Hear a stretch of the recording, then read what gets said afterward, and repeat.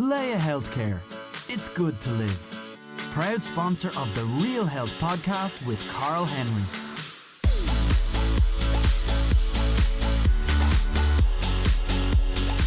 Welcome to the latest episode of the Real Health podcast in association with Leia Healthcare with me, Carl Henry. Folks, today is one of those lovely episodes where we don't have a guest in, but we're going to massively and dramatically improve your health. It's my top 10 food shop essentials episode. It's one of the questions we get asked a huge amount on the podcast and in person when I do events is, what's in your weekly shop? What do you buy in the supermarket? We do it on Instagram all the time. We put the products up and people absolutely love it.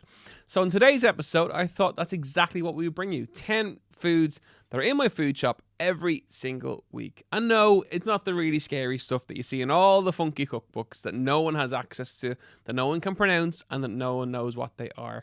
They're really basic, bog standard, simple foods. The food shop is absolutely crucial to your health. Of all the experts I've met, both on the podcast and in person, it's one thing that people come back to over and over and over again. And that is having a big food shop once a week and stocking up anywhere you spend time with the food that you want to eat. The one we all do is the kitchen. We always stock there because you wouldn't not do it. But the reality is anywhere you spend time in your day, you'll be tempted to eat all the wrong foods.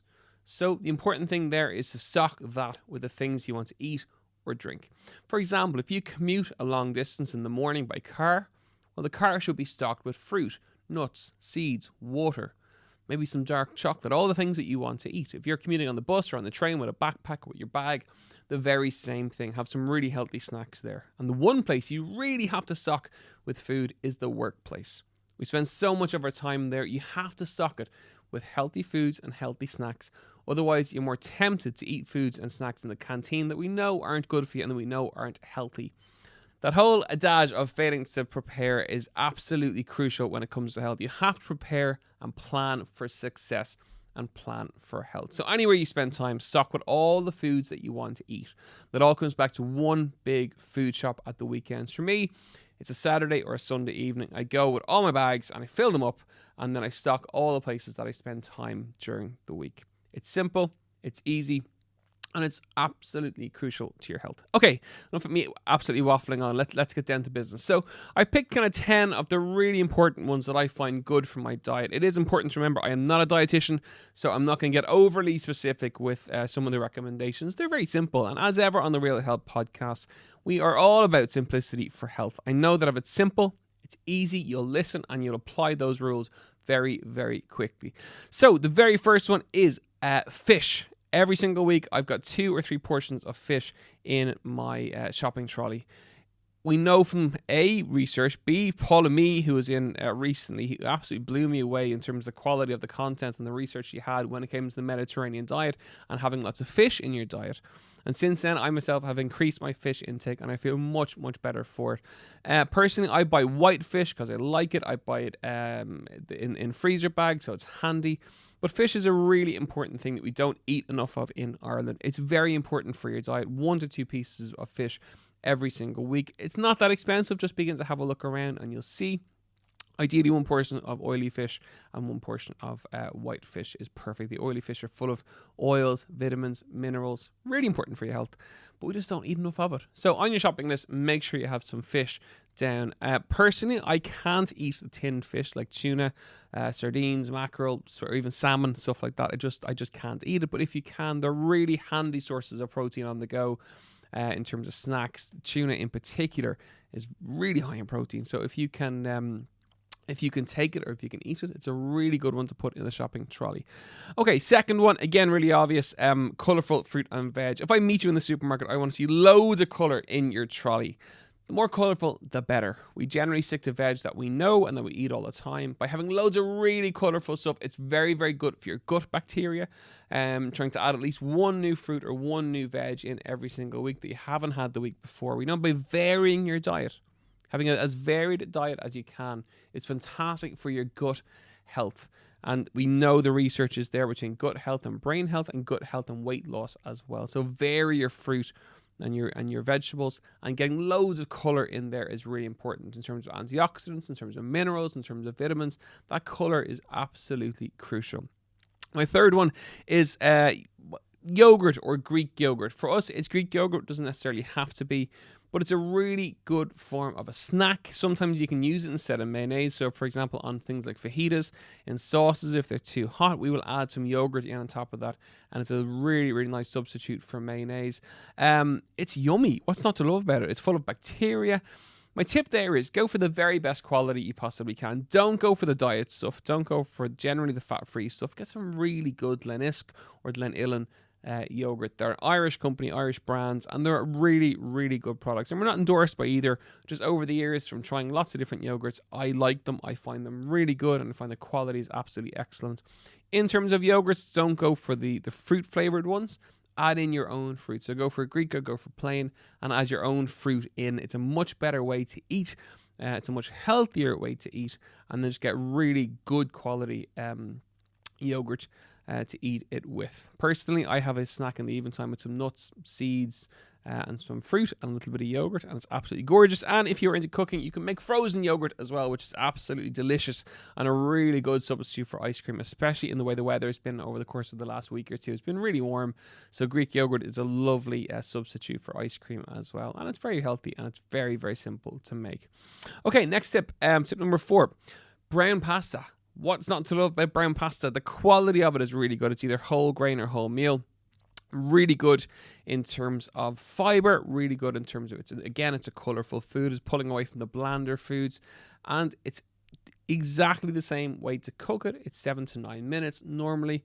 I will have pasta before my long runs, and I'll have one kind of pasta driven meal each week, if you like, with some chicken or something like that. And brown pasta for me is always the way to go. There's a huge element of contention about carbohydrates not being good for you. Absolute and total utter nonsense. They're actually very healthy. Key thing is for me, it's getting the very best quality, and brown for me I find is better than the white varieties, unless you live in Italy, obviously in Rome or somewhere like that. Things are a little bit different, but in terms of quality of it, brown is definitely the way to go. And the same with regards to rices. If you're picking up rice, go for whole grain rice. I find the quality of it is far better than the white variety. Okay, one more, I'm at the halfway point. The next essential for me is unquestionably eggs. We buy lots and lots and lots and lots of eggs every single week. They're a complete protein. They're really good for you in terms of your recovery. They're handy snacks. So, for example, we'll have a tub of boiled eggs in the fridge. Really handy snack on the go. I'll boil them off on a Sunday or a Monday, and then they're there. I can take 1 or 2 with me if required as a snack during the day. In terms of meals, they're just super versatile. Omelets, scrambled eggs, poached eggs, boiled eggs, it doesn't really matter. It's a really healthy breakfast. Combine it with some whole grain toast and you're off to a really good start. There's nothing not to love about eggs. In terms of quantities, there is some debate. How many should you have on a personal level? I would have on average certainly 2 to 3 eggs a day. And have no issues in terms of my cholesterol. In terms of anything else, I get them checked on a regular basis, and they don't go up with that many eggs taken in. So go for it. Get some. We buy organic. We always have done. I find the quality better. It's a choice you decide to make whether you want to or not. And just for me, I prefer the taste. I think they just taste a lot better. But it is a very contentious issue, and one we are going to cover on the podcast over the course of the coming weeks. Is organic better than non-organic foods? You're going to see that topic coming in a couple of weeks' time. Okay, folks, how are you getting on? So, very simple. Already you'll see these tips aren't rocket science. We're halfway through the food shop essentials. So we're looking at fish, colourful fruit and veg, Greek yogurt, brown pasta and eggs. Not rocket science there. Very much in terms of food for us is about simple swaps and simple changes that you can make. Getting more colour in, pulling away from the bland foods and getting more colourful foods into your diet across the board. Okay, next tip up is lean proteins. So protein is an absolutely essential element of health. When you exercise, you break down the muscle fibers. They put minute tears into those muscle fibers, and it's protein that makes them grow back together. That's what protein will do, as in lots of other stuff as well. That's one of its main functions. So getting some lean proteins into the body is crucial because that makes that happen. So for example, after a workout, the day after a workout, getting your protein intake in is crucial. In terms of how much protein, you're generally looking at about 1.5 grams per kilo body weight per person per day. That can depend if you're running a marathon or an Ironman triathlon. That can go up to 2 grams. It can go up even higher if you're a professional sports player. So, for example, some rugby players will be on 3 grams and above. So, general guideline, 1.5 grams per kilo body weight. So, wherever your body weight is in kilos, multiply it by 1.5. In terms of what the lean proteins are, well, it's basically meat. Obviously, eggs are a form of protein, as is fish. But in terms of your lean proteins, you're looking at lots of lovely lean meat. Turkey has become really popular over the course of the last couple of years. So you'll find turkey breasts in the supermarket. You'll find stir-fried turkey pieces, all really healthy. Chicken, obviously the same. If you're going for beef and meat, go for the leanest one. So again, the mince will have the fat content on them now. Go for the leanest mince that you possibly can. The leanest steaks, so such as fillet steaks. It's getting lean protein in. That's exactly what we want, and avoiding the fattier pieces of meat, because obviously they have more fat, and that's not good for us whatsoever. So your lean proteins are crucial. Make sure you're having those, especially the white form. So your turkey and your chicken, several times a week. And then in terms of red meat, maybe once a week or once every 2 weeks. Personally, I'm eating red meat at the moment and about once every 3 weeks, and having the lighter proteins. The reason for that is, I get home generally quite late. So my main meal after my workout, I'll have lighter digestible proteins such as fish, eggs, turkey and chicken. It's a much easier protein to digest. So if you are out for a very late evening meal, ideally steer clear of meat, of beef, and go for the lighter proteins instead. We get lots of lovely lean protein in you. That is important. Okay, my next tip is nuts and seeds. Crucial, simple snacks that are so handy. A couple of things here is nuts and seeds are incredibly healthy for you, except when they're covered in something. So my advice here is, if they're covered in chocolate, salt, any kind of flavoring, anything like that, put them back. Just go for actual nuts and seeds. Cashew nuts, Brazil nuts are particularly good. Hazelnuts are perfectly fine. They're full of protein. They're full of healthy fats, which are important. They're really, really good snacks. So myself and my clients, we would have fruit and nuts together as a snack. So for example, a banana and a handful of nuts is what we would generally eat. Your portion size for nuts is literally the palmful of your hand. It's not a palm pyramid or as many nuts as you can possibly get on to your hand itself. It's a palm full.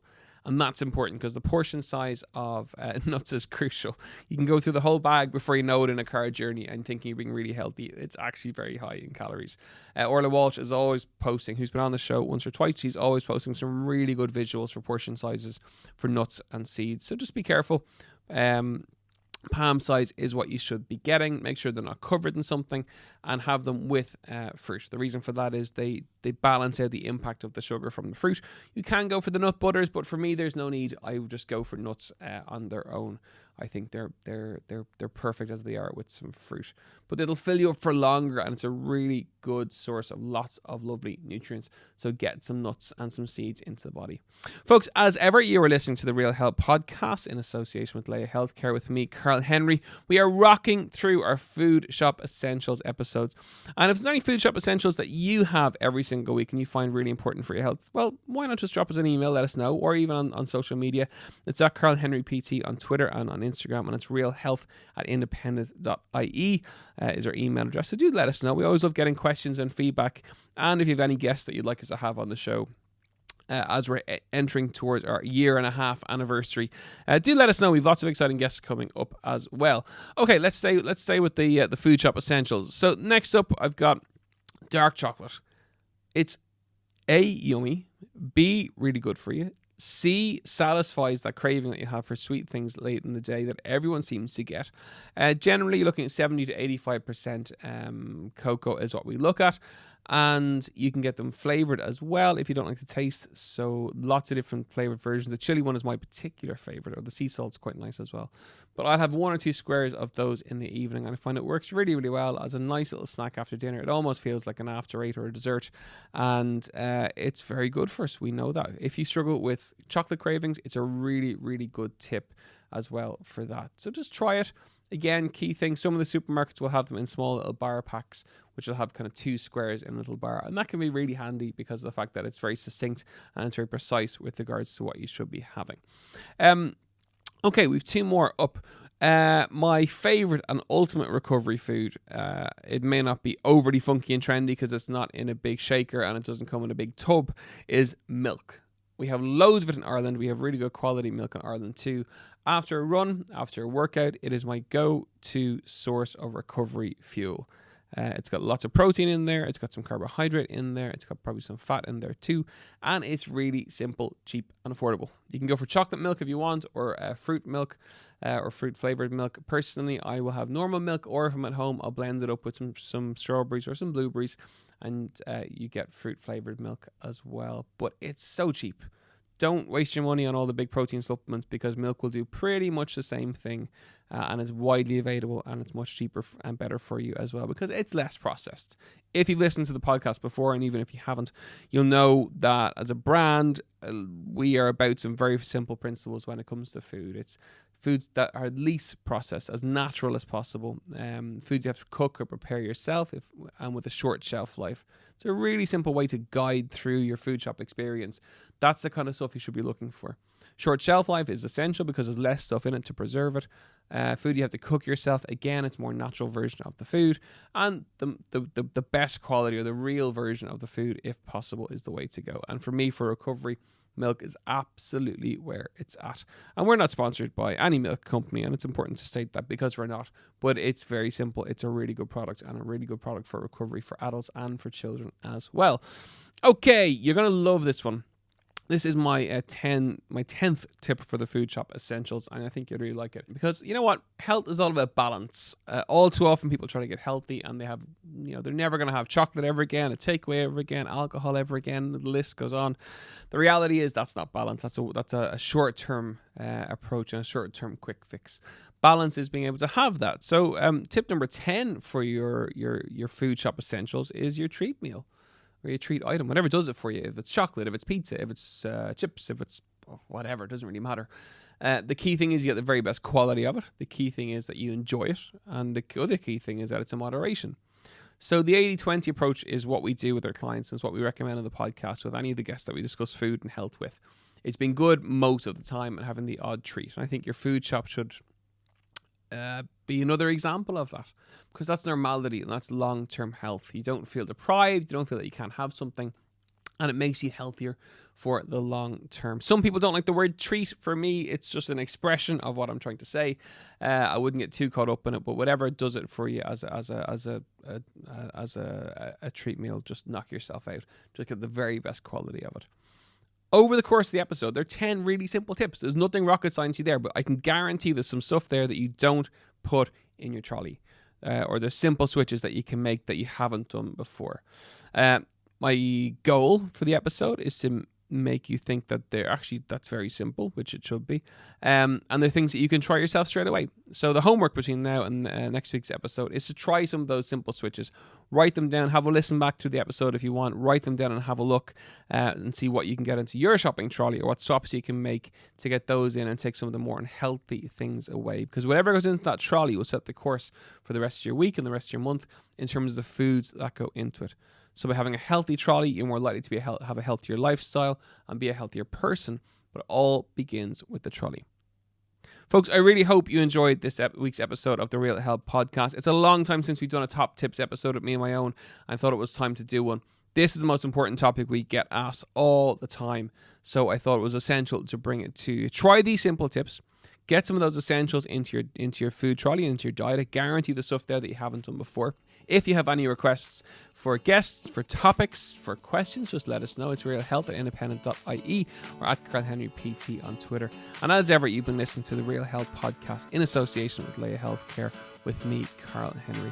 From all at the studios here in IMM, have a wonderful week, and we'll talk to you soon.